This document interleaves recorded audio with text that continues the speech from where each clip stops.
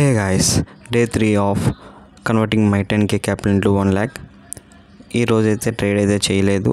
ఈరోజు market fully volatile అయితే ఉంది. ఇనీషియల్గా పీఈ సైడ్ అయితే మూమెంట్ ఇచ్చింది, కానీ నేను ట్రెండ్కి ఆపోజిట్గా ట్రై చేశాను, ఎందుకంటే మన స్ట్రాటజీ ఇందులోనే సపోర్ట్ చేస్తుంది. సో నేను ట్రెండ్కి ఆపోజిటే తీసుకున్నా.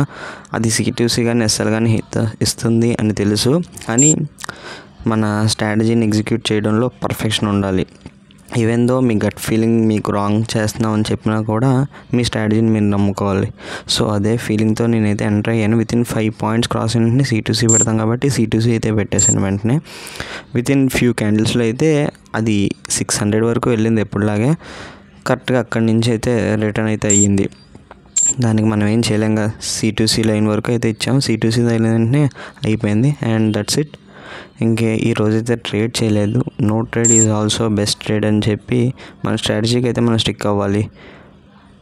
So that's it. See in the next video.